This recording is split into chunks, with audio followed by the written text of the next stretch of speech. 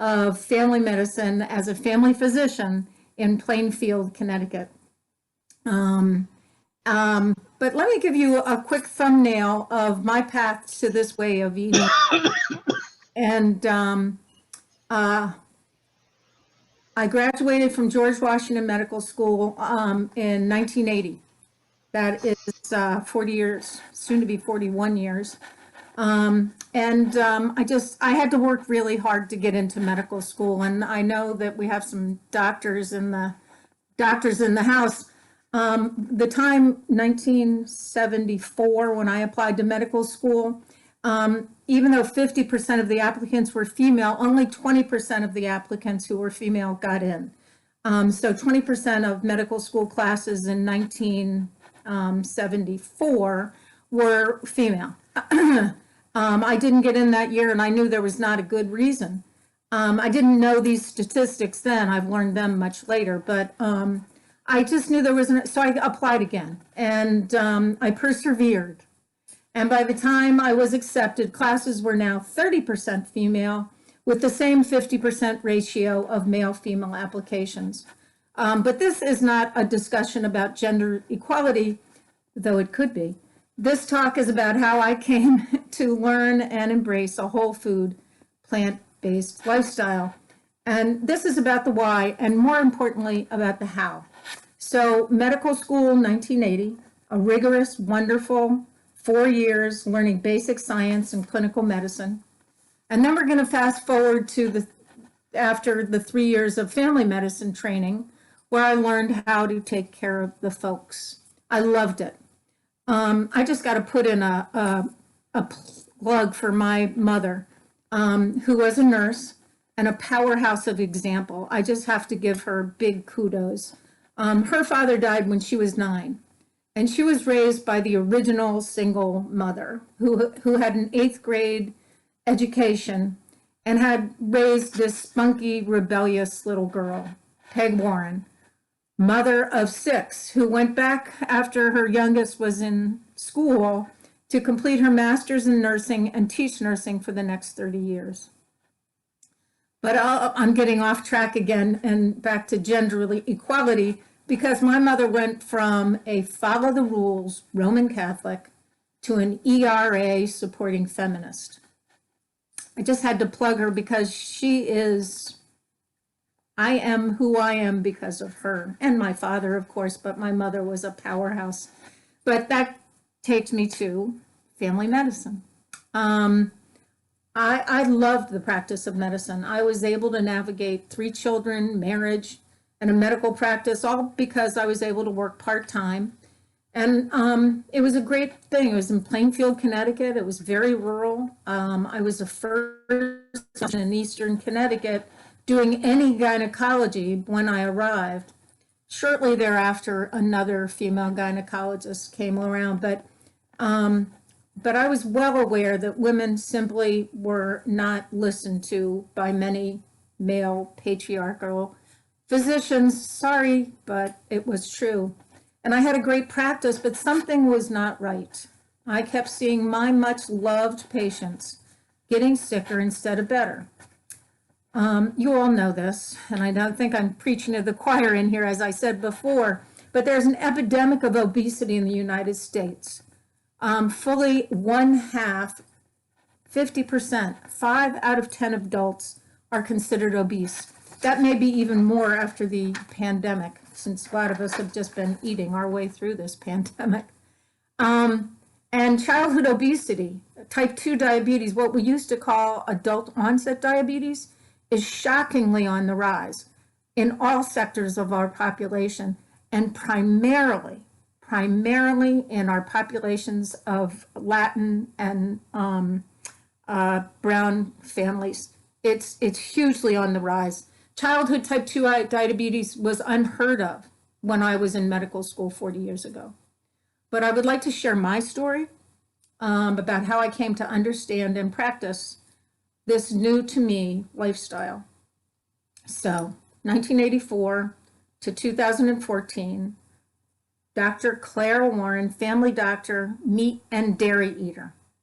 1984 to 2014, I watched almost helplessly as my much-loved patients started to develop all the diseases of affluence: obesity, hypertension, high blood pressure, coronary artery disease, blockage of the arteries to the heart, peripheral vascular disease, blockage of the arteries to the legs and the penis, which is, by the way, erectile dysfunction is the canary in the coal mine of arterial blockage. Type 2 diabetes, cancer, and dementia. I would encourage them in what I was told would help: weight loss and exercise. And yes, it did. And my patients were really good patients, and they did it. They would try to diet. Weight Watchers was the best. And at least they were encouraged to learn about portion control and understand about healthy food choices in Weight Watchers. But they'd lose the weight, they'd keep it off, some for a good long time, but sadly and distressingly, 70% would gain it back. And those are not just my statistics. Those are the obesity study statistics, and it was true of my patients. And when they lose the weight, the story goes, it's classic. They would get into a good exercise program, their cholesterol goes down, their blood pressure comes down, their type 2 diabetes goes away. But here's the problem: 70% of them gain it back because these diets are short-term fixes. You know that. They're Atkins, Paleo, South Beach, Jenny Craig, all of which are some variation of low-calorie diet, and most of them are not a long-term fix. Oh my goodness, I have seen many of my morbidly obese patients undergo gastric bypass surgery with some horrendous side effects, and in my own practice, 100%, and I can name who they are, have all become morbidly obese again. And these are not the national percentages. I don't even know what the national percentages are about this bariatric surgery, but I do know that in my practice, every one of them got morbidly obese. And back came, it goes without saying, all the diseases of affluence came right back. So what happened to give me hope, and which I hope to share with you today and tell you what changed, was a chance encounter, and I wish I could see you all. I'm going to change my screen to gallery view. There you go. With a neighbor at a picnic. So 1984 to 2014, Dr. Warren, dairy and animal protein eater, sat next to my neighbor's cousin from Oklahoma, who told me the following stories. This is a little neighborhood picnic down here in Lord's Point. And she said in her best Oklahomic accent, she told me about her husband of 55 years. He's 6'1", he weighed 280 pounds. He had all the diseases of obesity: sleep apnea, they were cholesterol off the wall, type 2 diabetes, hypertension. He had them all. And she had hurt her back, so she was in bed. And she was in bed watching a documentary called Forks Over Knives. Well, I had seen this documentary, but I didn't really pay much attention to it because I just didn't. It didn't strike me. But she did. And she said to herself, she watched the show and she said, I love this man. I want to grow old with this man, and he is going to die. So she began to cook for him in the Forks Over Knives way. He lost in 7 months, and I'm not expecting anybody else to do this, but she was really obsessed by it, and they ate well, and he lost like 70 pounds. His diabetes went away. I'm looking at him. He's just shaking his head and he's nodding his head. He's fit as a fiddle. He's just happy and jovial, and they've been off biking in Europe, and he couldn't even, climb a hill, the hills of Oklahoma, until he started this diet, and he lost all of those things. He's healthy, he's fit. And I said, what made me listen to her was her saying, I love my husband and I don't want him to die. And I said, this is something, what got my attention was her loving care. What also got my attention is it worked. And they were sitting right there in front of me. So I said, okay, I'm going to have to listen up. And that's what I did. I watched Forks Over Knives again. I hope if you all haven't seen this, and I always tell my patients, it's on Netflix, only I think they're taking it off of Netflix. I even had the film in my drawer, and I would give them the film, my patients, to watch. It's about two doctors, one of whom is one from Cornell, Dr. T. Colin Campbell and Dr. Caldwell B. Esselstyn, both of whom grew up on dairy farms. And both of them, through rigorous scientific science and whole food plant-based lifestyle, were able to show how to prevent and in many cases reverse heart disease. Okay, I had to learn more. I knew enough to know that one documentary does not make scientific fact. So I did. Remember, Dr. Clair Warren, plant-based, dairy and steak eater, until 6 years ago. When I was okay, here's just a little bit more about me and why this journey became even more important to me. When I was 40, I was diagnosed with multiple sclerosis, which is an autoimmune disease where your own body attacks your nervous system. In 1990, that was pretty hopeless diagnosis, and there were many treatments. But I sort of denied the whole thing and kept on with my life, raising 3 boys in a busy practice. And I did okay for about 9 years. Then my body started to really turn on me. I was exhausted. I was dragging a leg, and the medicines they were giving me, they were now being developed. But I tried them all, and all with some pretty horrendous effects. But I kept soldiering on because that's what we do, right? And it worked for a while, and I found some relief with some of the medicines, enough to keep things quiet over time. But some life events were heading my way, and my wonderful 90-year-old mother died. It was her time, and I was lucky enough to be able to help her through those last few days. And just prior to that, my 30-year marriage ended in divorce, and my world exploded. My dear friend and fellow physician, Dr. John Quinn, developed esophageal cancer. But what I wanted to know is, why didn't either of them or me or anybody who was treating me know anything about the association of cancer, autoimmune disease, and animal protein? Why? Because we were not taught this in medical school. They spend 2 to 4 hours on dietary causes of diseases, which all have to do with vitamin deficiencies, which we will never see in this country. And that's it. That's all I learned in medical school. And finally, 2013, my mother died. My dear friend and colleague died.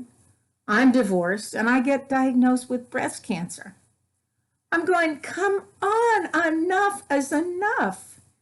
So 2014, this wonderful story from my neighbor picnic. And then in one more family get together, I'm sitting with my sister, who's an emergency room doc, and she's telling me about her lifestyle change, which was started because her mother had dementia. And she was caring for her mother, and it was heartbreaking, and it was horrible. She actually took a leave of absence from her work, and just so she could care for her mother. And she said, I am not doing this to my kids. So she did the same thing, sort of a rigorous study of dementia and lifestyle changes that can definitely change whether or not you, even if you have the Alzheimer's gene. This is a whole nother thing, and I won't go into that today. But she said, Claire, look at it. And so I did. And this is where I began my quest for the information. I just wasn't going to just accept it. I studied it. I went to conferences. I have all these books behind me. I mean, I just went whole hog into it. And I didn't go right in. I personally kept saying, oh, Carrie, I can do everything, but I can't give up cheese. She said, you don't have to do everything right away. You don't have to do everything away. And then she started to tell me, all of the I won't gross you all out, but it's true. If anybody has gotten mastitis when they were nursing, the doctors tell you to just nurse more. So guess what's in a lot of the milk? Might be small amounts, but there's small amounts of pus in the milk from our cows. So I said, okay, guess what? I can give up cheese.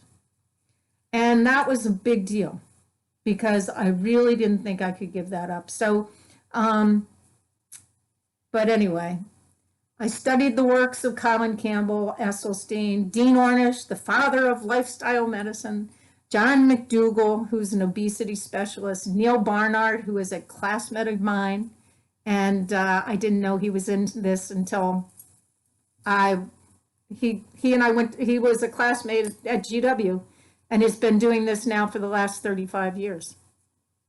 Joel Furman, Dr. Gregory. These doctors are bringing the whole food, plant-based life and style to the general population with energy and good and hard evidence. And what has it done for my health? Well, honestly, and it's really true. I have maintained this weight now since 2014. My energy level is back. I'm happy. I can hike, I can climb mountains, my lifelong debilitating allergies and asthma, and this is a miracle, are gone. Breast cancer has had no recurrence, my osteoarthritis, no progression. And I can tell if I miss and eat cheese on my salad and I don't take it all off, my hands will ache. I'll test it to see if I'm just making this up, but no, it's true. So what do I eat? I eat a lot of starch-based foods, all fruits, vegetables, legumes, sweet potatoes, brown rice, millet, quinoa, all kinds of beans, black beans, chickpeas, canola beans, nuts in moderation. I saute with water or vegetable broth, and I really stay away from the SOS foods, which are salt, oil, and sugar. Marianne can attest to this because she eats my oatmeal with chia seeds, hemp meal, flax meal, and soy milk and blueberries. That's what I eat every day. So anyway, I hope you will take this opportunity to learn more about this lifestyle. I think it's very important to understand that there's no more eating for single nutrients. Meat is not the only protein. Fish is an excellent source of the omega-3s, but not the only source. Tomatoes are not the only source of lycopenes. But what are we striving for? We're striving for a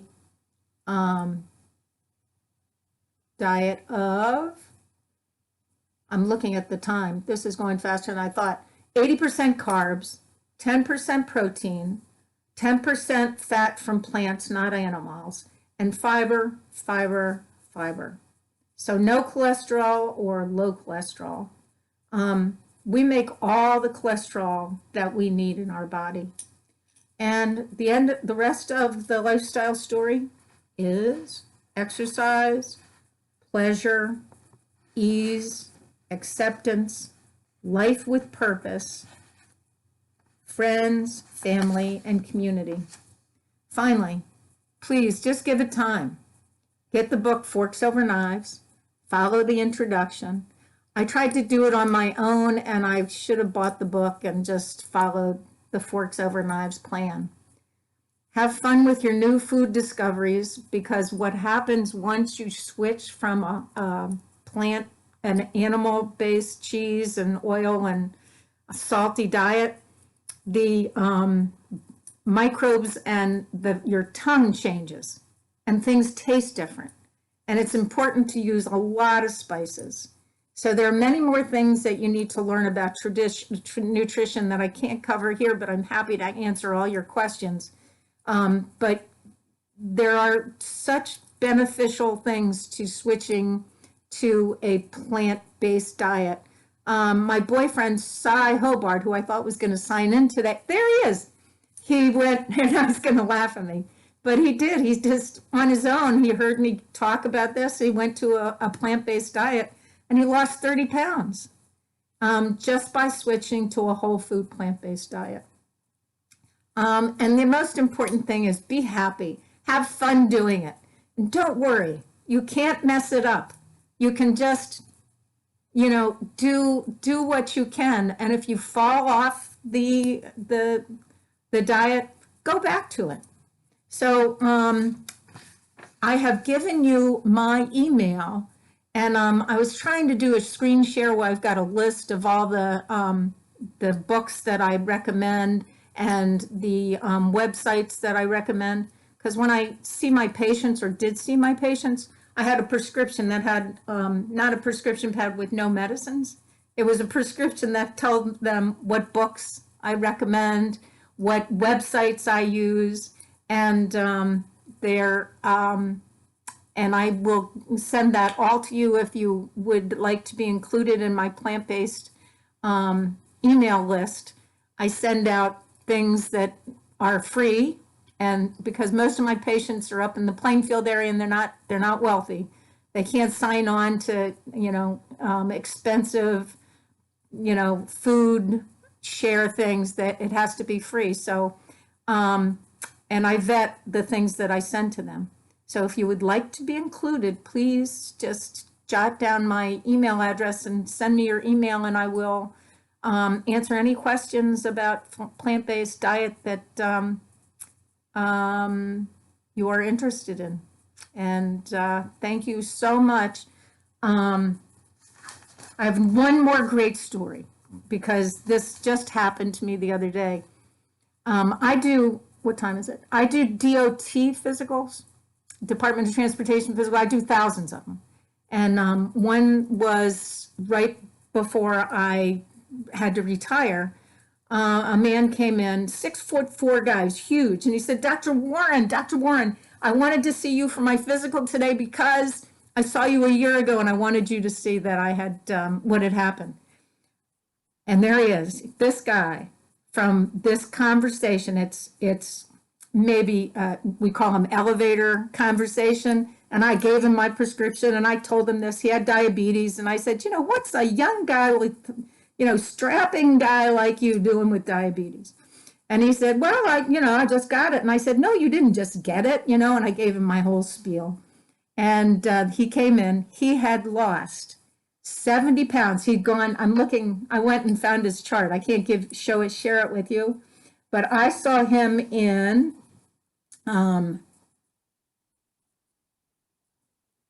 December of 2018. And when I saw him back in July of 2019, he'd gone from 256 pounds to 196 pounds. His BMI was down to 23.9, which is a very healthy size. His blood pressure was still a little bit elevated, but that happens in doctors' offices all the time. But his hemoglobin A1C, which is the thing we doctors check for diabetes, it had been gone from 7.1 by the time I saw him back, was 5.4, completely normal. His diabetes was gone. He was happy.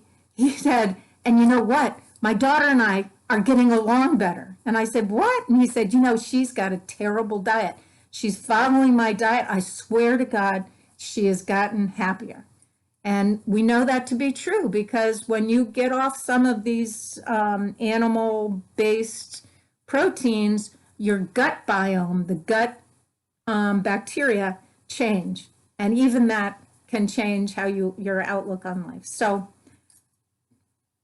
be happy, go plant-based, and thank you for giving me your time tonight. Thank you, Claire. And we're going to open it up for questions. I just took the spotlight off, so if you want to switch to gallery view and raise your hand if you have a question for Claire, please do. Would you mind telling us how old you are, Claire? I wouldn't mind at all. Who asked me that? Oh, hi, Bruce. No, I wouldn't mind at all. I am 68. And what is your email address? It's right there on the chat. It's food.as.medicine65@gmail.com. Claire, it's not showing up in the chat. Did you hit send? It's in my chat. Did you send it to everyone and did you actually hit return? I sent it to everyone and Rena had seen it. If you come in late or then you don't see the Okay, I'll prior send it chats. again. I'll Yeah, send I it mean, I again. was on from the beginning. I'll send it again.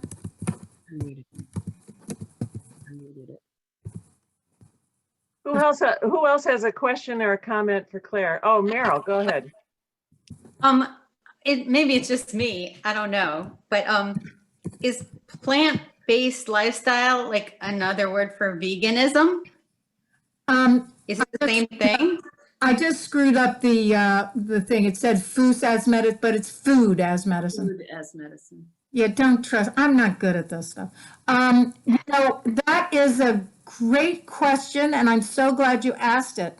Vegan is it's different, and I think the plant-based whole food is called whole food plant-based lifestyle is very different. You can be a vegan, and you can have a very unhealthy vegan lifestyle. Oreos are vegan. When I first started this, I said, oh, good, Oreos are vegan. But the problem is there's that sugar addiction that you get hooked on. And and also there's a comedian who writes for Saturday Night Live, and he'd stand up and they said, he says, everybody always asks me, what do you miss? You know, what do you miss about being vegan? I'd say whole food, plant-based, because I think vegan has a sort of a funny feel to it, and it's not accurate to describe my diet. But he said, what I miss. Oh, lost her. Uh-oh. We lost Claire. In the chat. Let's just wait a few minutes. I think she'll probably come back. And I see Dr. Larry Radin on too, and he's a vegan. Would you like to say anything? Go to the chat. Are we on? Yeah, you're on. Go ahead. I was very reminiscent because I did the same thing. I think I learned and read a lot of the same things that Claire discussed maybe a year or two before. And I think it's very true. I think what she said, if you can get patients to follow it, they can do nothing but get better. You know, I was going to ask her, there was a diet back in the 1940s, Dr. Swank proposed something kind of like a pre-vegan diet, low fat, very few animal products for MS. And they claimed it actually worked pretty well for anti-inflammatory conditions. That's what. So, I think that's her website, her email. sorry? Yeah. So anyway, no, I totally agree with everything she said. I think there's fine distinctions between vegan, plant-based. Now we have such a variety of engineered foods on the market, including things that taste and look just like hamburgers. That, you know, it's hard to make the distinction. But I think you can really only help yourself, especially if you have any kind of chronic medical condition, by trying to do plant-based lifestyle. Yeah, Gabe and I have been vegan for probably 7 or 8 years, somewhere in that neighborhood. And we're not as strict as Claire. We use oil and salt. We don't use much sugar, but we really do try not to not eat processed food. And I find that when people find out you're a vegan, they want to give you all these cheese products that are vegan and all these, which are really processed. And, you know, once in a great while, I will use something like that, but I really try not to. Here's Claire. Claire's connecting again, so.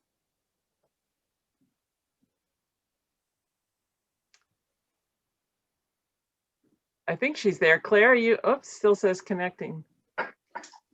Lee, I'll do the laundry afterwards. I'll bring it up and. My battery died, sorry.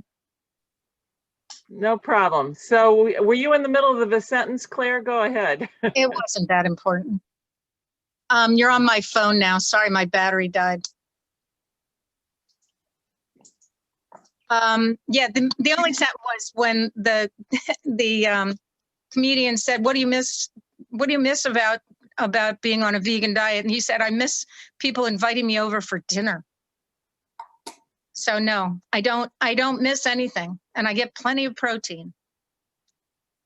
And Claire, do you use the Impossible Burger? Do you use that stuff, or is that too processed for you? It is too processed. That's another conversation, and I don't. But it's better than steaks. So it's just my knowing what's healthy for me, and what's really it is essentially it's got too much. It's got too many tropical oils in it. A lot of times vegan things give you, it looks like I'm going to be able to get back on with my computer. Hold on. Which would be better. Here I go.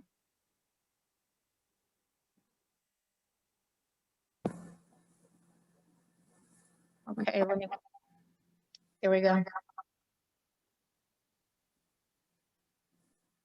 Claire, could I ask, do you think it has helped with your MS? Yeah, very quiet. Thank you very much for asking. It's been, this diet for MS, and if somebody's has a family, that was never once, not once ever mentioned to me. I think I saw Larry Radin in here. Is he here? Hi, Claire. Are you here? Yes.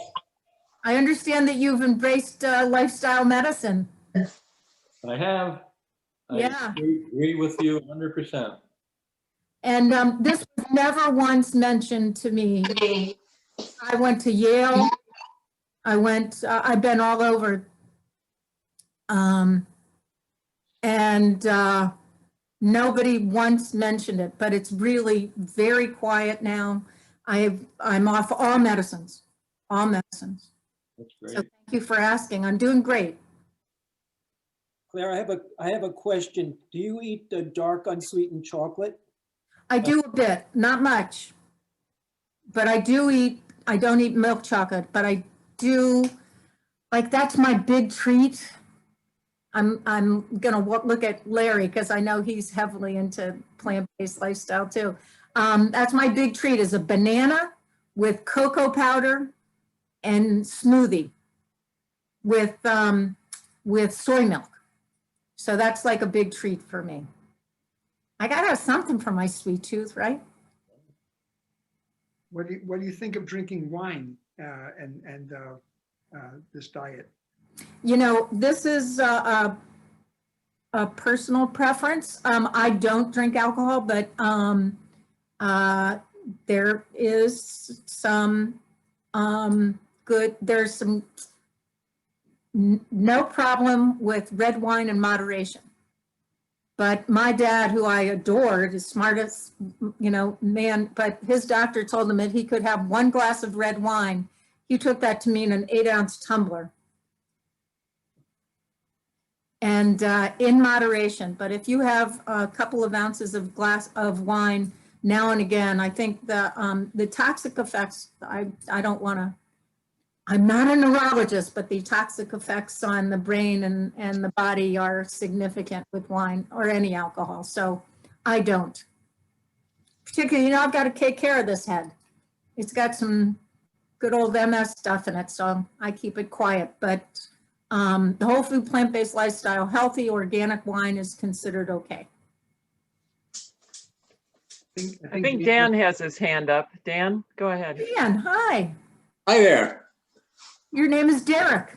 Yeah, we haven't been able to figure out how to change it's a secondhand iPad, and we haven't been able to figure out how to change the name. So I'm just thinking of changing my name to Derek, and that. Right ahead. Good idea. Very interesting. I think what you say about the greater quiescence of your MS is impressive and amazing. So I would say I agree with about 94% of the talk, which is not a bad batting average, I think you'll grant. Thank you.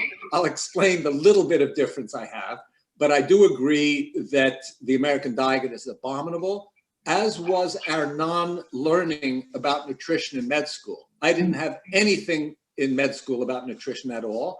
And when I called a fellow I know who's head of medical school, medical student education at Yale and said, hey, are the medical students getting anything about nutrition?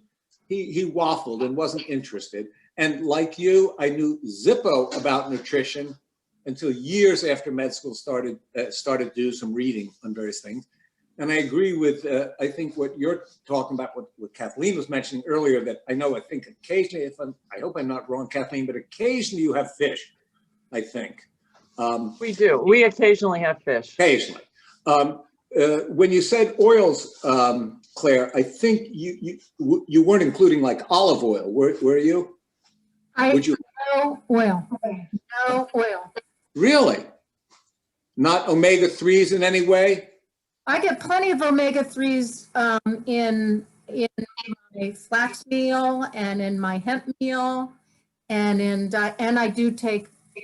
This is for another talk. I do supplement my my omega-3s because I do not eat fish, so I can't get it any other way. So I take an algae-based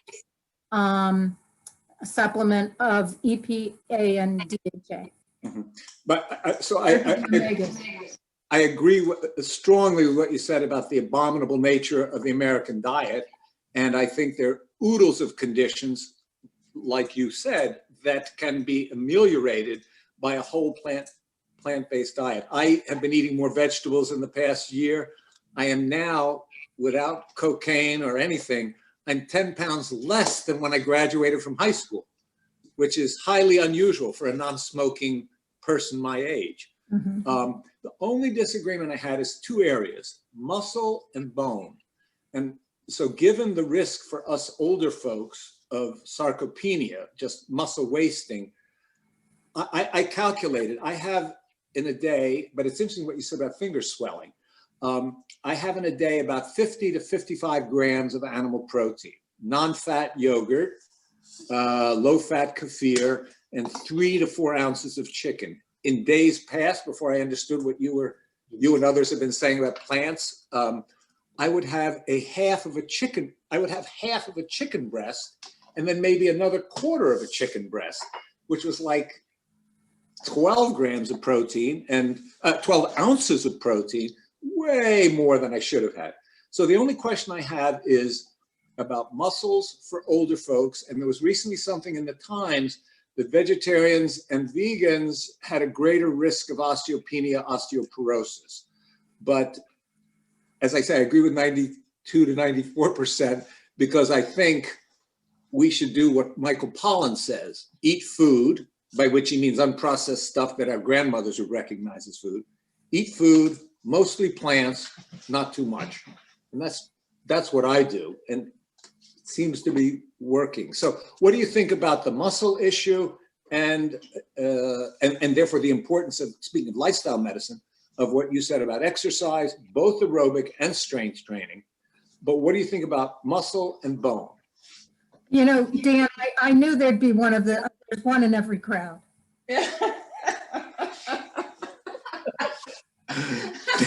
People say I'm eccentric, so I must be one in a crowd. But you know, that is, there was this recent article which got the plant-based world in a flutter about the osteoporosis among vegans. And we are still parsing it out. I'm not discounting it at all. I am watching it carefully because I'm afraid that it was not, they didn't separate out the types of exercise apart from the calcium ingestion. So I don't have an answer to that, but I'm paying careful attention to it. The interesting thing for me is that, you know, it's really bad for somebody to use themselves as a N of 1, but despite the fact that I've been on some very heavy, potent prednisone for years, and I have been plant-based for 5 years, I have had no change in my bone DEXA scan. I have osteopenia, but it has not progressed at all. And I think part of that is it's a very, this gets complicated, everybody, and I'm not going to bore you with it, but the hormone of vitamin D and calcium, and if you're taking in a lot of calcium through animal protein, that you're, it's beyond, it's not as simple as this. It is like 25 different levels of how much of the calcium you are urinating out if you're using animal protein as your calcium source. So it's important to have an adequate vitamin D level. Those people always ask me, and I can email you this, what I take as supplements. I take a B12, I take vitamin D, I take the algae omegas that I told you about. I take, what else do I take? Those are they're the ones that I take additionally. And then I exercise, I do weight bearing exercise. So that doesn't answer your protein question. I get plenty of protein. If I were to sit down and figure out the amount of protein I get for my age, it's completely appropriate, and I get it all from plants. Yeah. So Claire, Dan, let me get some of the other questions asked. Want to say something. Claire, you're absolutely right. I think the article said nothing about weight bearing. And you might want to know, I have a totally vegan lunch every day. So I just want to get some of these other questions answered. So someone asked about the relationship between estrogen positive cancer and eating soy-based products. I am so glad that I saw that in the chat, and I was going to respond to that. That is a fabulous question, and it's so different from what I learned in medical school and what I learned from the practice of medicine. I learned that if you have breast cancer, you have to stay away from all estrogens. Well, in fact, the soy is protective against cancer, and the soy phytoestrogen is a different pathway of estrogen that is protective against breast cancer. Now, can I tell you if you've had breast cancer to eat plenty of soy? I can't. Your doctor's going to have to make that, or you're going to have to make that choice yourself. But there is Dr. Fink's breast. She's a breast surgeon who wrote a book on this, and she says the same thing. She had to complete. She said of her book, which is, I can't remember the name right now. She's a breast surgeon. Her name is Fink. She's an amazing lecturer. She said she thinks she wrote this book so that she could prove to herself, she went to all the scientific sources, that soy phytoestrogen is protective against breast cancer, even if you have active breast cancer. So Okay, Kristen, you have to discuss this with your own doctor, but I get as much soy as I can. And I also listen to my oncologist. But she and I have an ongoing conversation about soy. But that's Thank you. That was a great answer. Does somebody else have a question?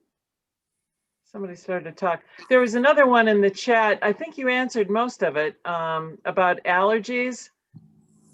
A person said, can you speak to allergies? I'm a vegan for a long time, but not diligent about processed foods and have developed a lot of adult allergies, particularly to antibiotics, sulfa drugs. I cannot speak to that. I can speak only to my, this is not just me. I'm talking about all of the plant-based world.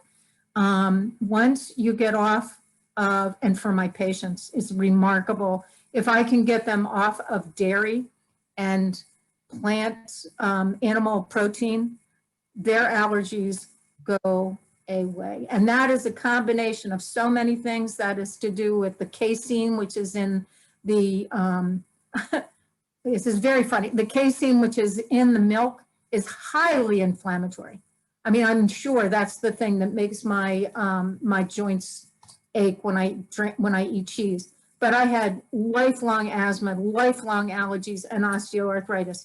If I have none of that anymore, gone. I'm off of all my allergy medicines, and I've had them since I was a little girl. So I'm sure it's the casein. I see this in my own patients. If they'll go off, plus the other thing that happens is your biome, the gut flora, which are so important in immunity and allergy, they can go to what are the healthy gut flora, which is another thing that I would, Susan loves the breast surgeon. Somebody put that in, thank you. Nope, that's not, her name is Fink, the one who is the plant-based breast surgeon. And I'll remember Is that Christine Fink? Don't think it's Christine. Christian Northrop is now pretty plant-based, but she's a doctor, GYN doctor. Anyway, so that's my answer about allergies. And I think it has to do with, it's so multifactorial. It's not one thing or the other, but if you get that gut biome in good shape, as well as get away from the inflammatory things that are in animal proteins and milk products, it's hugely, hugely decreased the inflammation. I have a question. You said, Susan Love. That's Ella Sackett. I just recently became vegan, and I find that I keep going to all those processed foods, especially for protein, because I feel like I have to eat huge amounts of food to get enough protein, like huge amounts of, I eat a lot of legumes and grains together, but I can't eat so much to have enough protein. So I do go to all the processed stuff that is just so much easier and a lot of protein. So in balance, it's probably better. You know, I don't eat that, and I don't notice. I get plenty of protein. I don't sit there and count my protein. I just do it about how I feel, and I eat a ton of food. My sister-in-law Carrie and I can sit down. We consume vast amounts of sweet potatoes and white potatoes and brown rice, and I eat vast amounts of food. I'm hungry, so I eat. And my weight stays, I don't even worry about it. I just eat when I'm hungry. But I eat a lot of, chickpeas and white beans and legumes, and, that's all that I've had to worry about. I just feel like I can't eat so much. I don't eat a lot. And I lost a lot of weight when I started being vegan, but I'm not trying to lose weight. I think you need to eat more. I can't. You're just not hungry? No. Well, when we sit down, my sister-in-law, and I chow down. So I don't know. There's more to it than that. Ella. So Claire, you don't go for the pea powder or the hemp powder or those things? I don't. I do the hemp meal that I put in my oatmeal, yeah. But I don't obsess about it because it doesn't seem to. I don't need to. I feel good, so. Any other questions? If I didn't feel good, I would definitely try and eat differently if I needed to. But you know what they say about, and it's been tested, and if you look at the tests that they've done on those protein powders, and give yourself a protein smoothie, and they figure, what's in those powders, they think that they're just sweeping it off the floor and putting it in, it can be so much garbage in those powders. So of course you want them to be organic. You want them to be good powders. I don't have any names because I don't do that. So, Claire, how do you get enough iron? I don't. That's true. The heme iron, which you get from animal protein, that's who is asking that? Let me see you. Judy. Yeah, that's a good question, and you may need to supplement your iron if you're a menstruating female. I'm not, you know, beyond that, so I'm not losing iron in any way. And otherwise, it just gets recycled. And the heme iron is, that's a whole nother topic, and I can't really speak to that. I'm not proficient in understanding that, but you might need to supplement your iron if you do need B12, because the only way you can get B12 Raise your hand. is by animal protein. So Well, Thank you. on that topic, if you're Mark. going kind of plant-based, do you need to get a blood test to see your B12 level, or would you say just go out and buy it and start taking get it? it. Just I would get it? just take it. And it's always, Is it? you have good health insurance, I would get your vitamin levels checked. We are all in the Northeast deficient in vitamin D. Yeah, and so if we take Female. B12, any recommended like dose or amount or anything like that? That for an average human, at, you know, I don't know how old you are. I can't, keep in mind, this is not medical advice. You know, I know, but if I go out and buy some, it's, For me, I take 500 micrograms sublingually. I dissolve it under my tongue every day. 5 okay, thanks. micrograms. And then one other question, I know the issue of protein. How do you even know if you're not getting enough? I mean, we don't kind of measure, we just kind of eat, but I mean, would you like feel a certain way, or would something happen that you know, like, uh-oh, I'm not getting enough? People, I don't think you really, you won't feel good. If you're feeling Okay. good, you're probably getting enough protein. You know, in the world of plant-based and nutritionists, I'm not a nutritionist, and that's not my world, but I just do what makes me feel good. If I felt bad, you know, and I don't listen to my children. If they tell me that I'm not acting, you know, it's not, I don't listen to them. It's my friends. All right, thanks. Claire, how bad is it to eat fish once in a while for those of us that do that? You know, that is, don't feel bad. It's a great way to get your omega-3s, which are so important, you know, your essential fatty acids, which are these omega-3s. I just listened to a really wonderful web talk on this by the Shares Eyes, talking about the omega-3s and the omega-6s. And the omega-3s are the healthy ones. The omega-6s are the ones that you can get in a lot of vegan junk food. The best, you know, the best way to get that is in fish. If you can have healthy fish, go for it. I worry too much about, you know, the fish are all contaminated with so many things. So, but no, I don't think it's bad. Hey, so there's Arthur Dean asking me a question. Can't hear you, Artie, you're on mute. Artie, you're on mute. There you go. Okay, thanks. Just to amplify on Kathleen's question. So let's say you hear this talk, and so many people are talking about these type of changes, and you just feel you can't do it 100%, but maybe you want to shift your diet towards 90% plant-based. Do you still get a great benefit, or does it have to be 100%? I am absolutely and totally would give you huge kudos if you went to 90%. I mean, I think that is, in terms of your health and your well-being and feeling good about things, 90% is fabulous. Because, you know, look at the changes that you would be making. Then, from my point of view, once you go there, you're going to feel so darn good.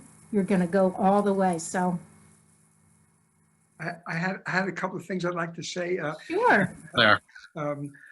Beans and rice make a complete protein. If you eat beans and rice together, makes a complete protein. And those of you who want to get more iron in your diet, raisins is a very good source of iron. Oh, okay. As well as cream of wheat. It's a very good source of iron. So if you could I know that I love to donate blood, and there have been several times when my iron was a bit low, and I went and ate raisins for a week and had some cream of wheat for a week. And the next time I went, my iron count was way up there again. So those are very good sources for those things. Oh, thank you, Bruce.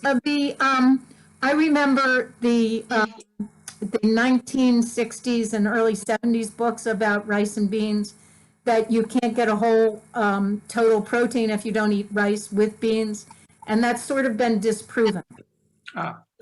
And so go ahead and eat your rice and eat your beans separately. You'll get a total protein by eating both of them separately. You'll do just fine. So I unfortunately have to leave, but I don't want to discourage anyone from staying and asking more questions. But before I leave, Claire, I just want to thank you so much. This was absolutely fascinating. But everybody who has a question, please stay on. Thank you very much. I have a question. Yeah. Yes, thank you very much. Oh, you're welcome, Cy. Nice job, Claire. Thank you, Cy Hobart. Claire, I have a couple questions. Yeah. What about, it's Derek, who used to be Dan. Oh, yeah.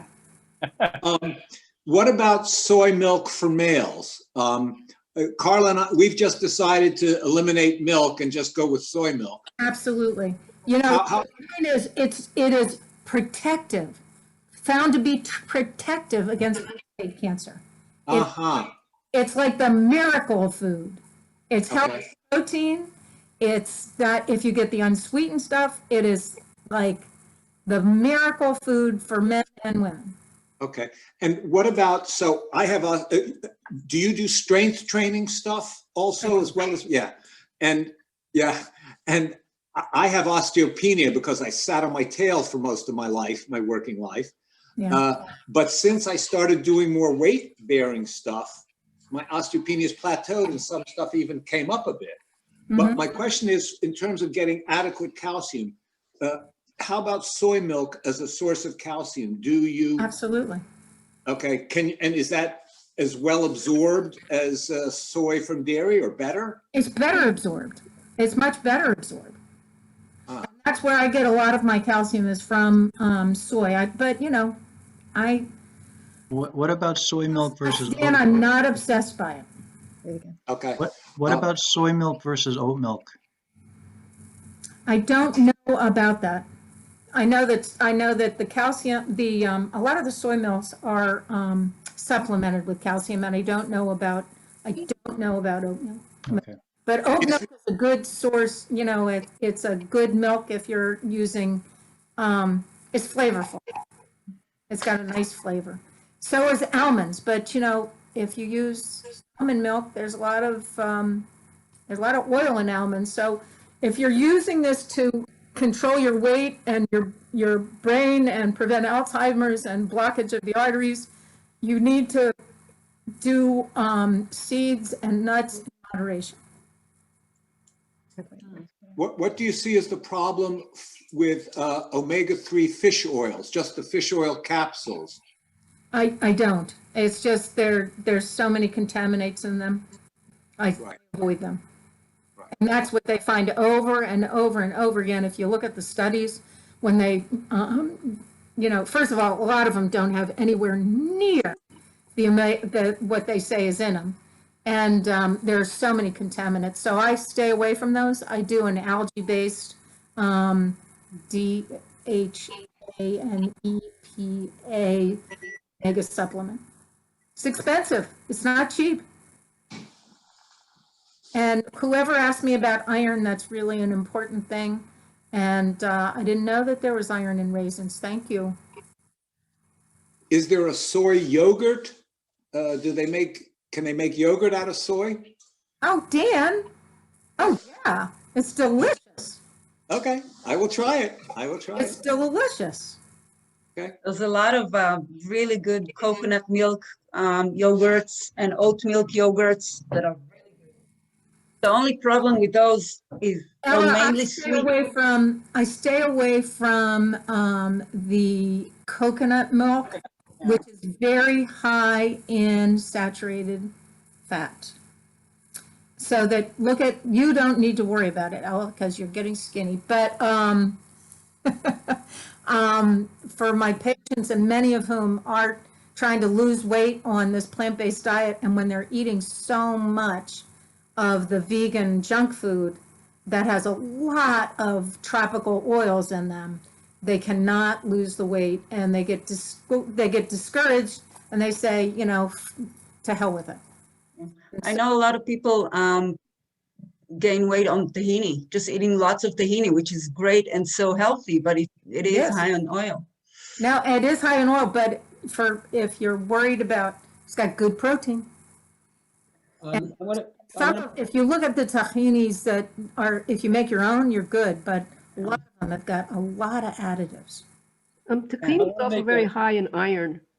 Who does? Tahini is very high in iron. Yeah. So. The problem with yogurt is that they are mostly with fruit. And when I used to eat yogurt, I ate the plain one. But now most of the alternative milk alternatives have a lot of sugar and fruit in them. I couldn't find any good yogurt that does not have fruit. What about Kite Hill? Kite Hill's got some great, I'd have to look at the ingredients. That's the other thing you learn in the plant-based world is you're reading ingredients all the time. Whoever did that, you know? There's a lot of junk food vegans, but you know, I've got, you know, you got to have a little bit of fun. Yeah, those Oreos are. I know. I said, oh my God, Oreos are vegan. Man, I had to dispel that one. Look what's in them. Most of the junk is vegan. Like all the candy is vegan. The those are vegan marshmallows and gummy bears, and there's a lot of vegan junk. But you know, some things are better. Some things are better than others. So, where was it? Oh, Artie, who said, if you're 90%, pat yourself in the back, give yourself a big boy. Claire, is there a difference between oral and sublingual B12 as far as absorption? It apparently is. Who asked me that? Sandy. Sandy, yes, apparently it is. It needs to be absorbed sublingually. It's better absorbed that way. And I think, Dan, your point about the omega-3 capsules, I think you'd have to use quite a large quantity to get sufficient amounts. I don't think you can get the adequate amount in small quantities as far as what I think that's more a problem with the plant omega-3s. You can get plenty of omega-3s with the fish oil, but Claire, to your point about the contamination, I only get the molecularly distilled because there are lots of heavy metal contaminants in fish oil. And Dan, I think you should see where your chicken is raised before you eat it, because that might change your attitude on chicken. Good point, Sandy. Good point. Larry, I want to hear from Larry Radin, who has become whole food plant-based neurologist. Is that true, Larry? You're on mute. He's muted. I was at a meeting in Washington, and I came across your classmate, Neil Bernard. Right. And that's what did it for me. So, no, I agree with everything you said. I think as you go along, it becomes a little bit of everything in moderation, including moderation. You definitely, it's hard to be 100% pure no matter what you do. And it's a lot like it's what you tend to believe. How much do you believe? Because nutritional research is impossible. We come back in 100 years, we'll be debating the same things. So I think you have to just take the information as it is and make your own decisions. I try to talk.